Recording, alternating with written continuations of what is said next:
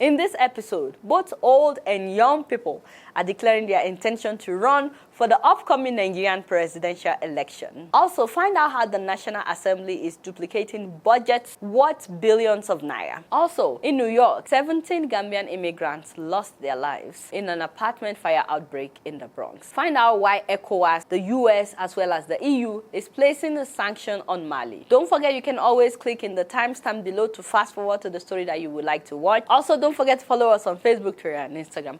Call the roll the camera.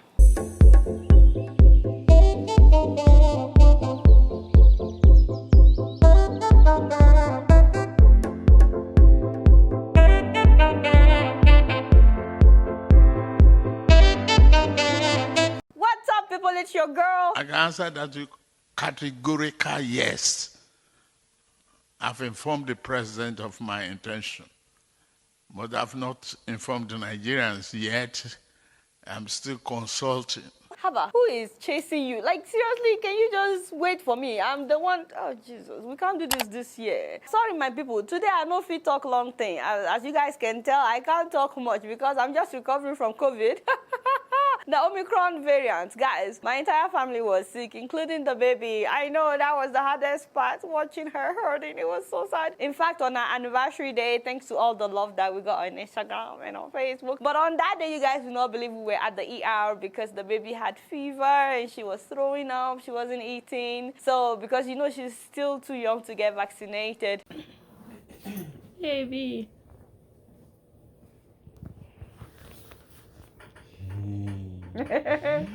Happy anniversary, Victor. Happy anniversary. But let Dara see me. My baby. I love you.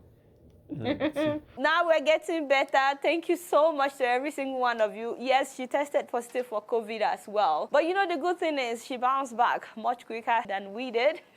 For me, it was so hard taking care of her, you know, the baby, and not sleeping and then trying to heal at the same time. So the two videos that you guys have seen so far were shot before I got sick. Sorry that we've not been consistent. It's because your girl had been battling with COVID. I shared that just to say that if you have the opportunity to get vaccinated, the COVID vaccine, especially if you don't have any medical condition that could prevent you from getting vaccinated, please get vaccinated. I believe that it really helped us. You know, we didn't have any problem with breathing and so on and so forth. I was actually asymptomatic for days. I was positive from Tuesday, but I didn't feel anything until Sunday. But it was really rough despite getting vaccinated, but the vaccine helped. So please get vaccinated if you have the opportunity. And I know some people will say, what's the point of getting vaccinated if you still get COVID? The vaccine doesn't prevent you from getting COVID, but it reduces your chances of dying of COVID. So please get vaccinated if you can. Oh, by the way, now that I've talked about being sick, having COVID, all the people that owe me pepper soup, this is your chance to redeem yourself because I'm still coughing, so I can use that pepper soup right now. So now to the news of the day.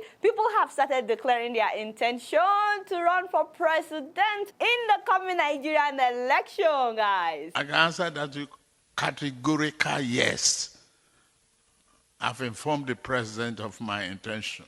Once again, I call it the war. Well, seriously. Once again, stop it. Like, you need to let me talk first. I need to.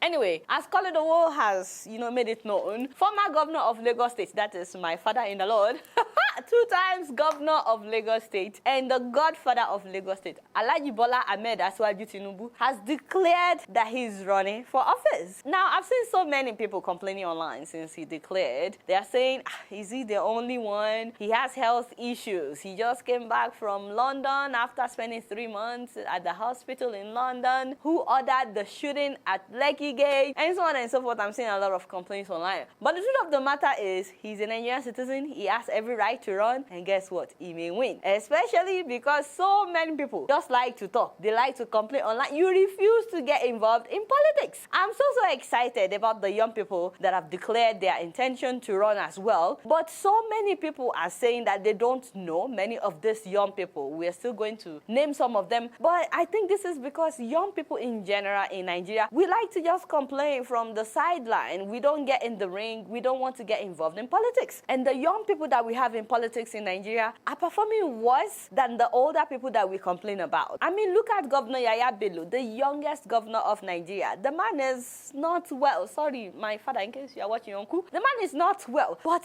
we need to get involved. But what I'm saying is more young people need to get involved. I'm glad my father, Dele Momodu, has also declared that he's running, but I'm more interested and more excited about the young people who are coming out, like 40-year-old actor Yul Edochie. Please check him out, as well as my sister from another mother. We don't even know each other yet, but hey, we have the same nose, so she must be my sister. 38-year-old Khadijah Okono. Today, with great humility and a deep love for my country, I announce that I seek the nomination of a political party for the office of the President of Nigeria.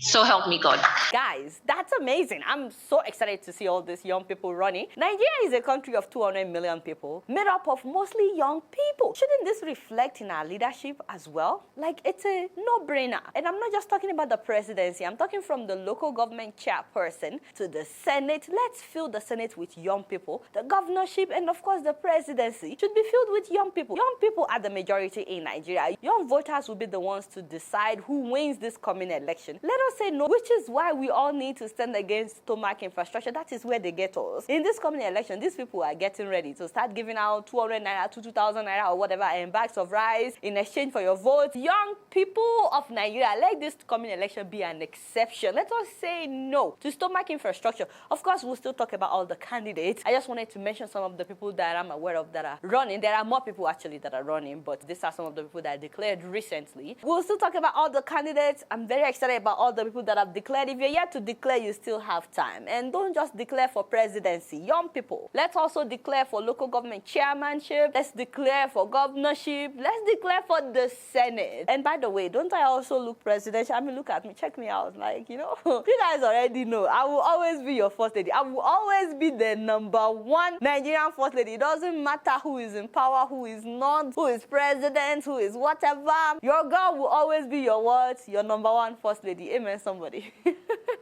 Meanwhile, did you guys see the report by Budget that the National Assembly had duplicated project worth 378 billion naira? 378 billion, just like that. For that. And you people here, long. These lawmakers, for how long would we have thieves? As lawmakers, isn't that ironic? They're supposed to be the lawmakers, but they are the what? They are the thieves. And while that was going on, Nigerian President Muhammadu Buhari commissioned pyramids of rice, ladies and gentlemen, made with 1 million locally produced bags of rice. The CBN Anchor Borrowers Program has so far enabled a 95% reduction of Nigeria's annual rice import bill from $1.5 billion in 2015 to $18.5 million. What? Those were made in Nigeria rice, man. People, how wonderful. Like, for real, this makes me happy. It makes me jolly. We also saw the video of my mother talking about rice everywhere. Rice everywhere. Auntie, tell them. See rice. See rice. I have never seen something like this. This is brilliant. This is wonderful. I just love the ambience of this place. I love this place. Thank you very much. With this 1 million bags of rice made possible via CBN Anchor Borrowers Program, the presidency said that they want us to know that local production of food is possible in Nigeria. The Central Bank of Nigeria and RIFAN will allocate the rice to processors because they are yet to be processed, and those ones will now process the rice and sell them at a discounted price. So that is supposed to make life easier for Nigerians, which is why I think it's wonderful and commendable. The CBN's Anchor Borrowers Program started in November of 2015 with the goal of providing aid to farmers and influencing the value chain of various commodities in Nigeria. So it's really good to see it coming to life, coming to fruition with these pyramids of rice. Now, I've seen pictures of fake pyramids of rice circulating online. So I asked my Instagram followers about it. I'm sure you guys have seen these pictures. And they told me that these were actually from 2018 when Governor Amosun allegedly faked pyramids of rice in Ogun State. So this one that Buhari did is legit. Nigerians, now we have 1 million bags of rice to enjoy. And these are locally made rice. They taste better. They are more nutritious. Let me know what you guys think about this. You guys know I don't know much. Guess what? I'm just keeping it real. So guys, if you follow me on Instagram, I'm sure you've seen my post about the fire outbreak at an apartment complex in Bronx, New York that killed 17 Gambian immigrants on January 9th of this year. 17 people. 8 of them children. You know, I can't even begin to describe how devastating this has been for the Gambian community in New York, the Gambian community here in America, and of course the Gambia as a nation. The Gambia is not that big of a country, so for them to lose 17 people in one day incident is just so sad. Almost everybody in the Gambia knows somebody that lost at least a loved one in that incident. You know, for some, an entire family was completely wiped out. The fire started on the 3rd floor when a portable heater caught fire, and that family where the fire started was able to escape, but unfortunately they left their door open, and so the smoke, the fire traveled to other floors of the apartment. The staircase was filled with very thick black smoke. People were trying to escape by coming down the stairs, but first of all, they couldn't even see because of the thick smoke. Above all, they couldn't breathe. And everybody that died actually died because they inhaled the smoke. So you have families collapsing on the stairs, and 17 people died while they were trying to escape by inhaling the smoke. About 60 people were injured in total, some of them still in critical condition till now. 2 of the children were buried earlier when the fire outbreak happened. And then this past Sunday, 15 remaining victims were honored with a service at the nearby African mosque. The annoying thing is, this is a tragedy that didn't need to happen. This whole thing could have been prevented. The building has about 20 different violations, and yet they were collecting rent from these tenants every single month. This is so not fair. There was no fire alarm in that entire building. No smoke detector, no water sprinklers. The doors of the apartments, they are supposed to close by themselves unless they are hindered. The doors are supposed to close by themselves, but they did not. And that alone could have contained the smoke into the apartments where the fire started, but instead it spread everywhere because the doors don't close by themselves. Of course, the city had delegates show up for the funeral. Hundreds of people, if not thousands, gathered for the funeral. New York mayor promised a $2 million fund for the families of the victims, but none of that will bring back their loved ones. The building should not have been allowed to be in operation with all these violations. I feel like they only left it because it's immigrants that were in there. Imagine if something like this happened in Manhattan. Of course, people would be out protesting by now. And of course, the people in charge of the building would have been arrested by now. In fact, they wouldn't even let this happen because the same building had fire in the 80s, and then the same thing is happening again. But I believe this is because these are African immigrants, so they just shut us up by promising to give visas, family members of the victims who are in the Gambia that may want to come and mourn. I'm like, that won't bring back their loved ones, but they know how much Africans are crazy about getting U.S. visas. And it's not even like they're giving them green card. It's visiting visa to come, but that won't bring their loved ones. This is devastating because, you know, these people came to America in search of a better life for themselves, for their family members. Just like that, their lives were cut short because of a building that has a lot of violation. I just want to give a few pieces of advice. If you're an immigrant and you're living in New York or you're considering living in New York, I know that apartments in New York can be crazily expensive, which is why a lot of immigrants stay in low-income housing like this. We call this projects. But honestly, your life is more important. Wherever you want to live, if it's an apartment, please always make sure that they have fire alarms, that they have water sprinklers on every floor that would automatically start sprinkling water in case of fire. You know, I used to live on the 17th floor of a high-rise building in New Jersey, and every so often they would do what we call fire drills. They will pull the fire alarm and send everybody out of the building. Firefighters will come and check every single apartment to make sure that everybody is out, and we'll always complain, but they will tell us that this is an exercise that we need to get used to just in case there's fire so that we would know what to do. But you know, looking back now, despite the fact that we were always complaining at that time, it's an exercise to help us to know what to do in case there's fire. Meanwhile, buildings like this that don't have fire alarms or extinguishers and all that, they don't even do all those drills. So a lot of people didn't know what to do when the fire started. Just imagine if that family where the fire started had pulled fire alarm immediately after the fire started at their place, we wouldn't be burying 17 people. I mean, the whole apartment would have been alerted immediately. People would have time to get out, but there was no alarm. Some people were sleeping when the fire started, and by the time they woke up, rushed downstairs, the smoke was already really thick. Lastly, we can't completely avoid using a portable heater because there's a lot of cold in New York. Sometimes the house heater is not enough, but if you must use portable heater, please be very careful with it. it because nothing should be near it. Also, it should be plugged directly to the power source, not into extension cords. It should be plugged to the power source. And please turn it off completely. If you're not using it, remove it from the plug. And you know, the problem with living in apartments is that you may be careful, but your neighbor may not be careful. That's why we have to say all these things. Our sincere condolences to the Gambian community and Gambia as a country. I can't even imagine what a lot of people are going through right now. You know, starting a new year with something like this is just devastating. Once again, may their souls rest in peace. You guys not know much. Guess what? I'm just keeping it real.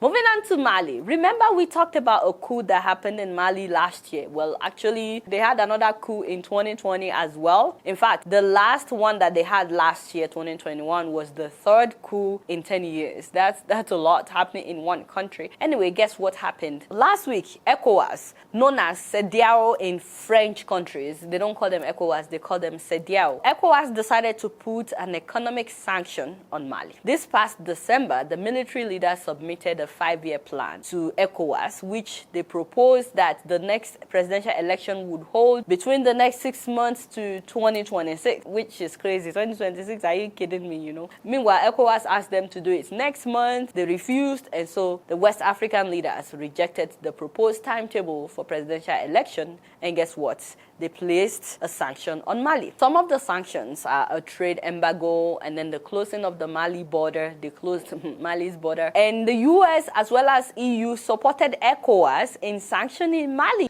France, the United States and European Union are backing the punitive measures.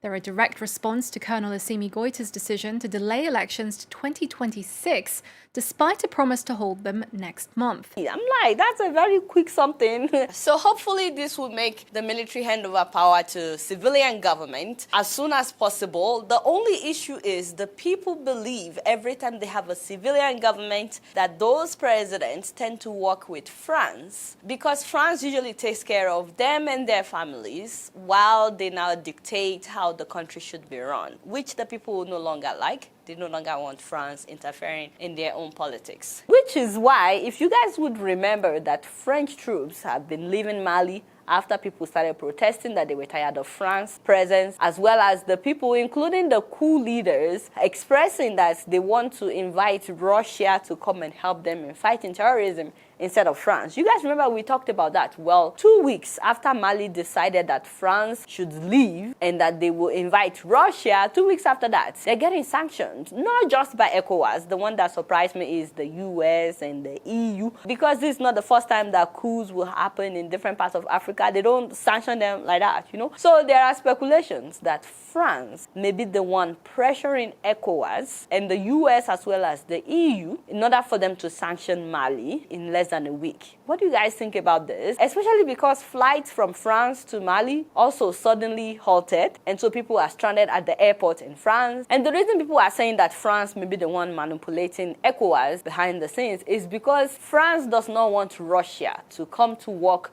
with their former colonies. They don't want Russia to come and help them.